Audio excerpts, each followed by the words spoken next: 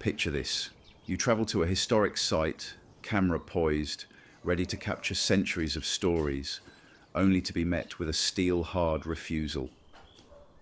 No entry, no videoing allowed.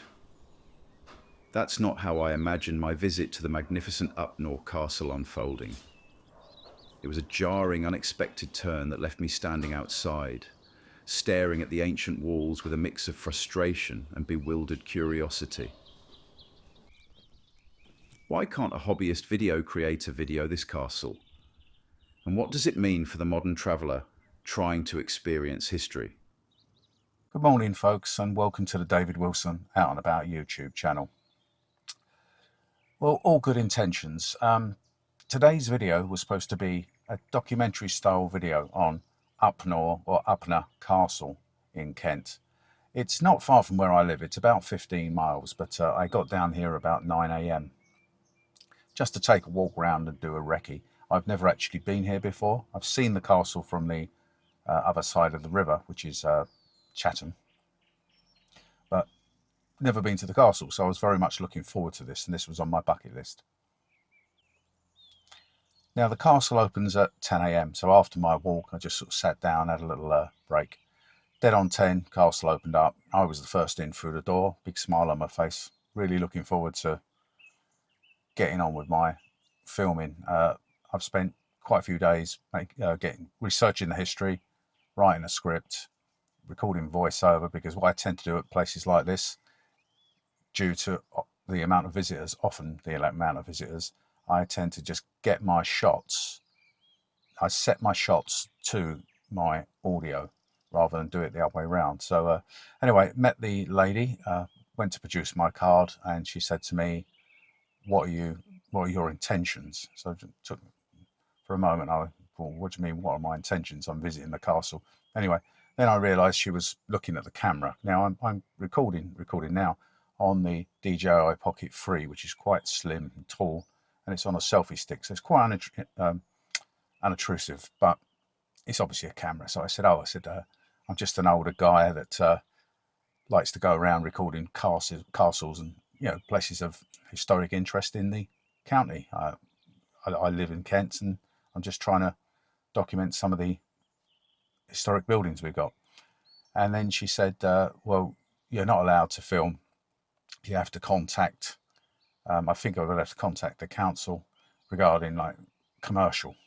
So I turned and said, well, this isn't commercial. I'm just an older fella. I'm semi-retired. I'm, late 60s. And all I do is I record and document these places for myself and for the viewers' enjoyment.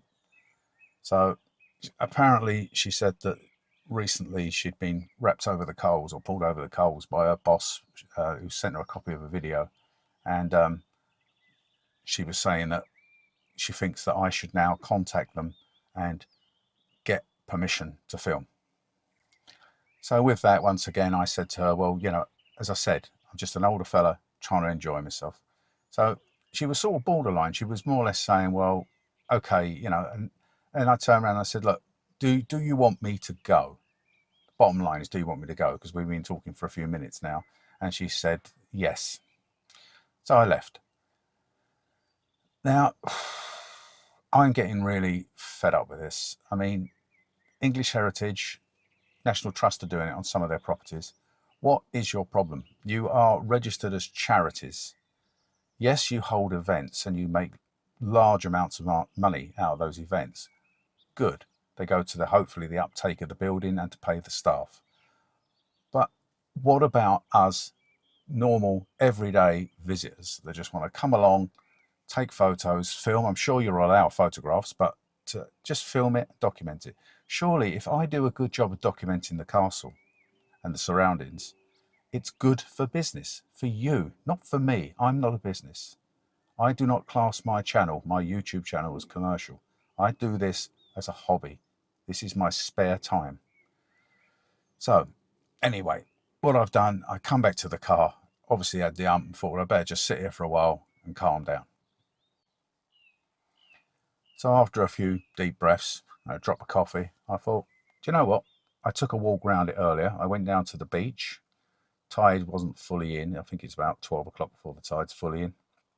I know what I do. I'll get the drone up. I'm not on their land.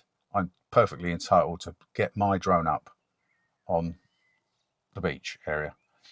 Now, they don't, or they say on their site, they do not allow drones on the property, which is absolutely fine. I can completely understand that. And they don't allow it over the property.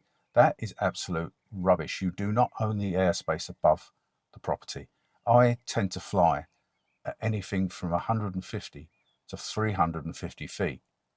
You wouldn't even know it's there anyway. But that aside, I've got the drone up. I've taken it down there. I've flown around the castle. I've flown side on to the castle. I've flown across the river to the castle. I have not flown over it. What may happen when I get the video up is because I film in 4K, and if I crop in, I can get it a lot nearer. So it may look like I'm over the castle, but I'm not. So I'm actually even adhering to their rules. So what I'm going to do now, I'm just going to put this up, my talking head bit, and then I'm going to get on and just put the video up of my drone shots set to music. So I do hope you enjoy that. Now, if you've got any comments about this, obviously if you like the video, please give it a like and put it in the comments. But I would really like to know what you think about these charities, their attitude now towards the general public. Filming, don't do this, don't do that. And please leave me a comment below and let me know what you think. Right, let's get on with the video I never intended to shoot.